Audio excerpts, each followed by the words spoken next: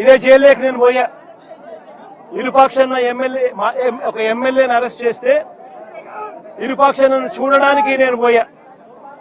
ఒక మాజీ ముఖ్యమంత్రిని నేను అవమానించడం కోసం కెమెరాలో లోపలికి పోవడానికి వీడియో తీస్తారు. వీడియో ఒకసారి ఫోటో తీసుకుంటాడు.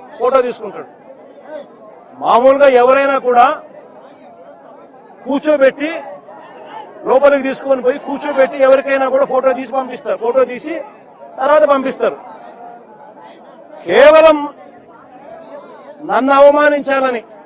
ఇలా సేడిజం చూడు ఎలా ఉందో, సేడిస్టిక్ మెంటాలిటీ చంద్రబాబు నాయుడు గారికి ఎలా ఉంటుందని చెప్పడానికి చెప్తా ఉన్నా. నన్ను గ్రిల్ బయట నిలబెట్టించి గ్రిల్ బయటనే ఫోటో ఇలా తీస్తున్నారు. నేను అడిగినా, ఇది మామూలుగా అందరికీ ఇదే మాదిరిగానే తీస్తారా అని.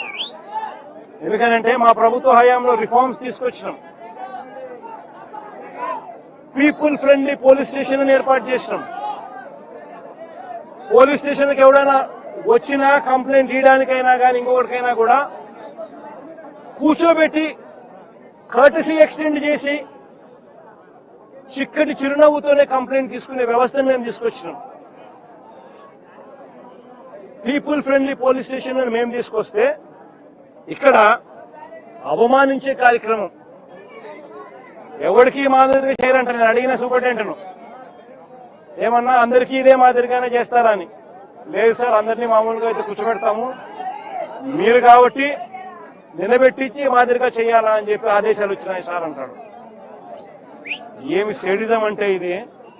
నేను చంద్రబాబు నాయుడు చెప్తా ఉన్నా, రేపు పొద్దున ఎల్లకాలం మీ ప్రభుత్వమే ఉండదు చంద్రబాబు అని చెప్పి గట్టిగా చెప్తా ఉన్నా.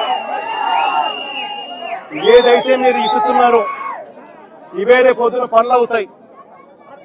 ఏదైతే తప్పుడు సాంప్రదాయాన్ని మీరు మొదలెడతా ఉన్నారో ఇవే రేపు పొద్దున రెండింతలై మీకు చుట్టుకుంటాయని చెప్పి చంద్రబాబు నాయుడు గారికి గట్టిగా వార్నింగ్ ఇస్తూ ఇవాళ చెప్తా ఉన్నాను. చూస్తా 2 ఏళ్ళు అయిపోయింది. కళ్ళు మూసుకొని కళ్ళు తెరిచేసరికి మరో 3 ఏళ్ళు కూడా అయిపోతుంది. దాని తర్వాత మాత్రం ఇదే చంద్రబాబు నాయుడు గారికి చెప్తా ఉన్నా, వెన్నుపోటు పార్టీకి నాయకుడిగా ఉన్న చంద్రబాబు నాయుడు గారికి చెప్తా ఉన్నా, ఈ మాదిరిగా తప్పుడు కార్యక్రమాలు ఏదైతే చేస్తా ఉన్నావో, తప్పుడు విత్తనాలు నాటుతా ఉన్నారు. ఈ విత్తనాలు రేపు పొద్దున చెట్లు అవుతాయి. ఒక తప్పుడు వ్యవస్థను మీరు క్రియేట్ చేస్తున్నారు. మానుకోకపోతే ఇవి మీకు చుట్టుకుంటాయి, రెండింతలయ్యి అని చెప్పి చంద్రబాబు నాయుడు గారికి గట్టిగా వార్నింగ్ ఇచ్చి మళ్ళీ చెప్తా ఉన్నా.